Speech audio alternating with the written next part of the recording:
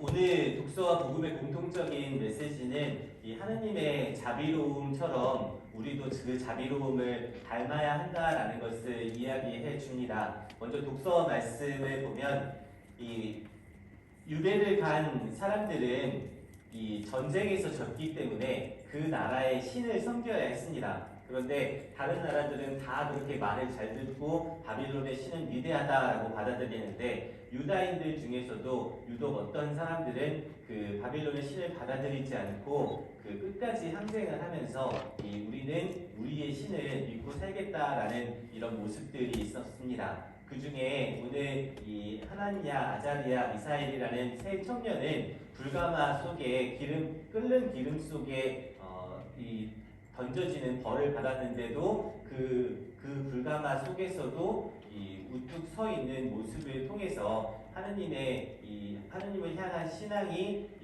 그들에게 가장 중요한 것임을 증거하는 장면의 이야기 중에 오늘 아자리아의 기도라는 장면이 오늘 독서의 이야기인데 이 사람이 이 기도들을 통해서 어떤 말을 하고 싶은가라는 것들을 좀 이렇게 찾아보도록 할게요. 다들 있으시죠? 네, 없으신 분은 들으면서 하시고 핸드폰으로 이렇게 보면서 할게요. 네, 먼저 첫 번째 구절, 독서의 첫 번째 구절 읽어볼게요. 그 무렵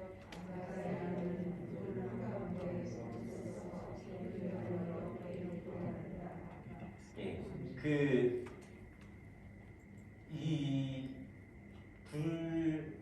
불가마 속에 처해지는 이 상황은 이 사람들에게는 시련이었을 거예요. 근데 그들은 그 시련 속에서 어떻게 있었냐면 우뚝 서 있었다라는 표현을 합니다. 우리가 간혹 우리에게 어려움이 찾아올 테면 움츠려들기 마련이고 이렇게 다른 어떤 당황을 하기 마련인데 그들은 우뚝 서 있었어요. 가만히 있으면서 자기의 기도를 또 하느님께 바치는 이 제사를 봉헌합니다. 그가 첫 번째로 하는 이야기는요, 이 34절 말씀을 읽어볼게요. 네,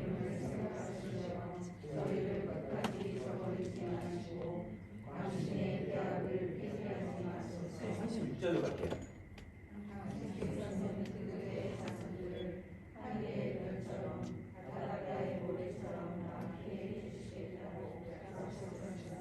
하느님께서 아브라함에게 해주신 약속은 너의 후손들이 하늘의 별처럼 바닷가의 모래알처럼 많아지게 해주겠다라는 약속이었고 이스라엘은 그렇게 강한 왕국을 이루고 살았습니다. 그런데 이 이스라엘이 그렇게 큰 민족이 될 거라 생각했는데 그들이 우상숭배에 빠지고 또 외세의 침입에 의해서 다른 나라로 이렇게 유배까지 간 상황에 그들은 자기들이 아주 보잘것없는 존재가 되었다라는 것을 생각하게 됩니다.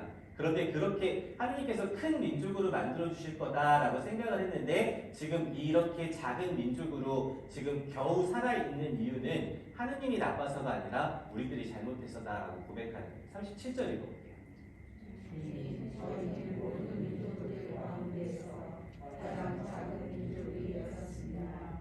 저희의 죄 때문에 저희는 오늘 온 세상에서 가장 보잘것없는 백성이 되고 말았습니다. 네, 처지가 안 좋으면 자기 처지가 안 좋아졌을 때에는 그런 누군가를 원망하거나 탓하거나 그 처지에 머무르면서 비관적인 생각을 하기 마련인데 이 사람들은 이제 우리에게 지금 이 작은 민족이 되어버린 우리에게 뭐도 없고 뭐 이런 얘기들을 할 거예요. 그런데 지금 이 사람의 기도는 비관적인 태도에서 뭐 냉장고도 없고 세탁기도 없고 이게 아니라 이 사람이 지금 하고 싶은 말은 우리 민족의 원래 정체성이 사라지고 있다라는 것을 이야기하는 거예요. 읽어볼게요. 38절.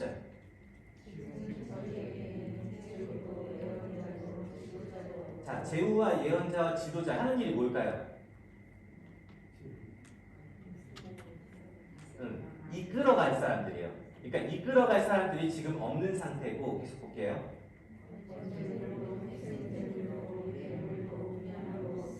네, 지금 이끌어줄 사람도 없는데 가진 것도 없다라는 거예요. 계속 볼게요.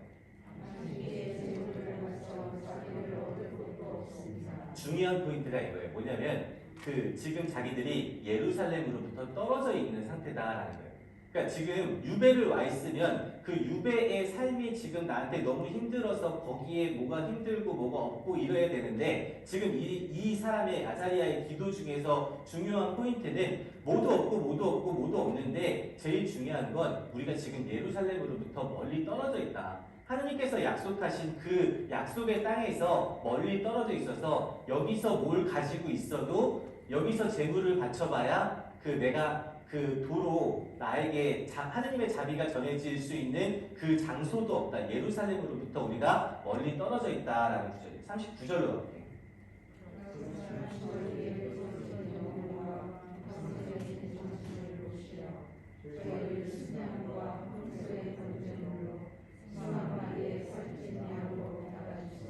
네, 저는 아직 이렇게까지 힘들어 본 적은 없는데 여러분들 마음이 막 이렇게 부서진다라는 마음 아세요?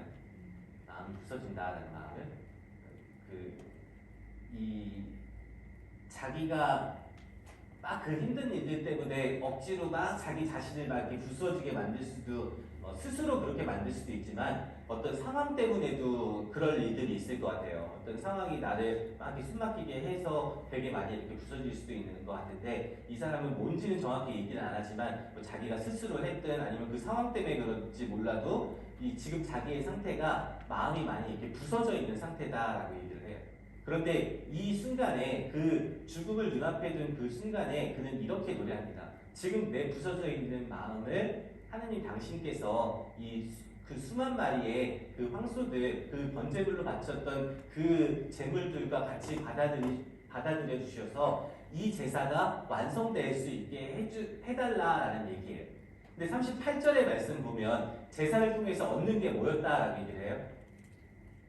38절에서 이렇게 하지 말고 얘기하세요. 뭐라고요? 자비. 제사를 통해서 얻을 수 있는 건 자비예요. 그러니까 이 사람이 자기가 마음이 부서져 있는 상태에서도 우뚝 서서 하느님이 나를 버리지 않을 것이다 라고 지켜주실 것이다 라고 믿는 이 기도와 내가 지금 내가 지금 부서지는 이 제사가 하느님께 희생 제사가 되고 번제물이 되어서 다시 우리 민족들에게 자비를 베풀어 주십시오라고 바치는 노래. 41절로 가볼게요.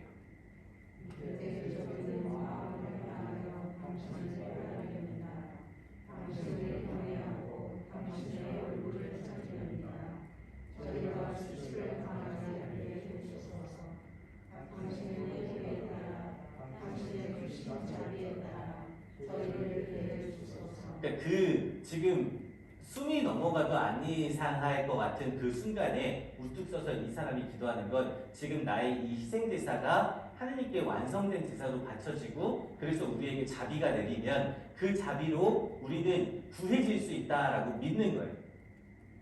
그래서 그 자비를 통해서 나에게 하느님께서 다시 기회를 주신다면 나는 그 주님을 경외하는 일을 다시 하고 계속 이 일을 해나가겠다라고 기도를 바치는 장면이 오늘 1독서의 얘기고요. 그 1독서 때문에 화답송을 이런 노래를 바칩니다. 시편 25편의 후렴구 읽어볼게요.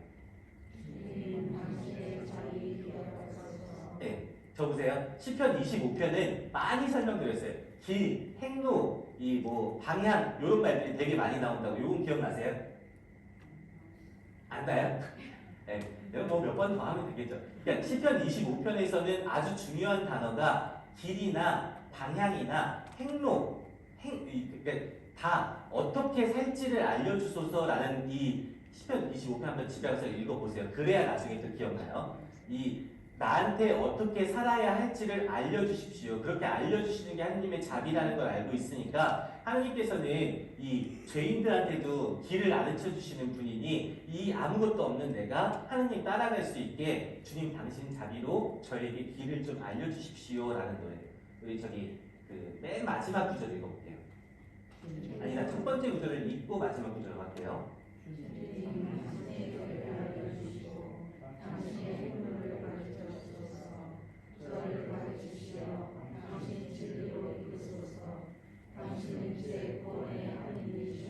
네, 그리고 마지막 구절로 갈게요.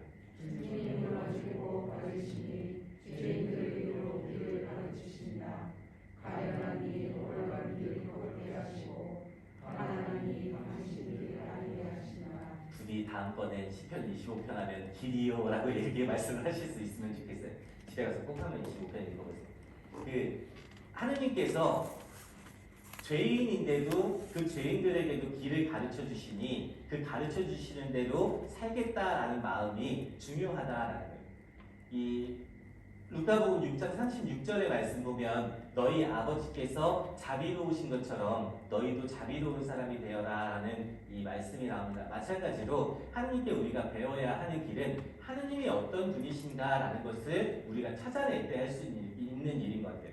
하느님께서 이 부족한 나에게 이 죄인 같은 나에게 그 한없이 당신의 길을 가르쳐 주시고 그 길에서 흔들릴까 봐 붙잡아 주시고 한다라는 걸 깨달아야 우리도 다른 사람한테 그렇게 자비로운 사람이 하느님의 방식으로 사랑하는 사람이 될 수 있다라고 생각합니다. 그래서 오늘 복음의 이야기는 이 베드로의 질문으로 이런 질문으로 시작돼요. 베드로의 질문 한번 읽어볼까요? 주님, 제 형제가 저에게 죄를 지으면 몇 번이나 죄를 져야 합니까? 7번까지 해야 합니까? 네, 저는 이 베드로의 이 질문을 하는 심정이 조금 이해는 가요. 왜냐면 사람을 많이 상대하다 보면 정말 별의별 사람이 다 있어요. 여기서 사람이라고 말하지만 참 별의별 인간이나 별의별 종자들이 다 있는 것 같아요.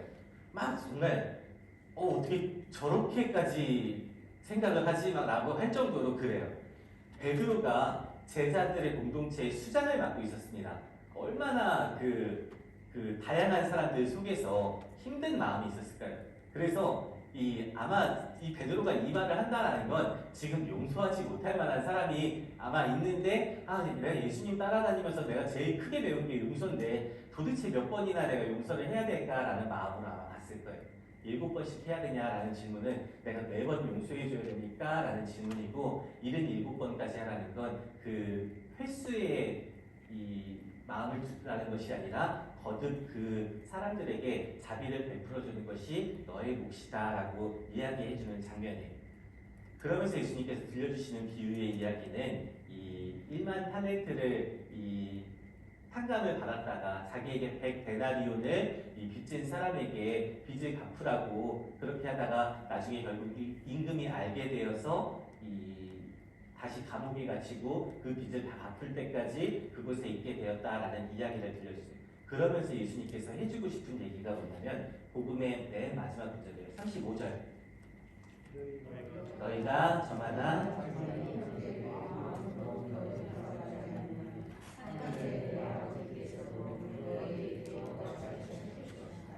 우리가 하느님을 믿는 사람으로서 배워야 하는 하느님의 속성들은 참 많이 있어요. 그런데 그 중에 아주 중요한 것이 이 자비, 오늘 이야기하는 자비에 대한 것입니다.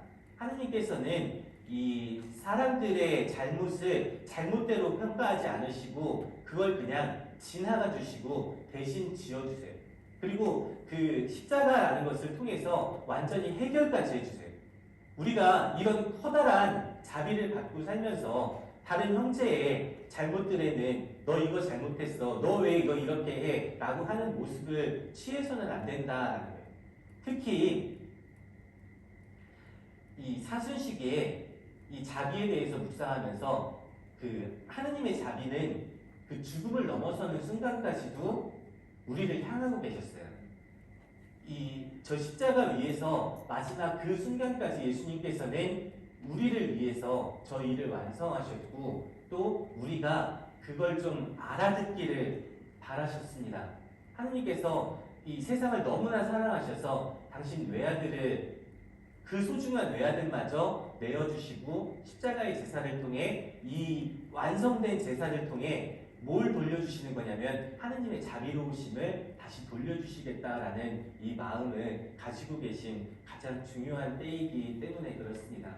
그러니 여러분들 오늘 이 말씀들도 그렇지만 우리 사순식이 저 십자가를 자주 바라보면서 우리가 배워야 하는 것이 이 다른 사람의 허물을 덮어주고 또 그 지나가줄 수 있는 자비로운 마음이라는 것을 항상 생각할 수 있는 그런 중요한 시기가 되었으면 좋겠습니다. 아멘.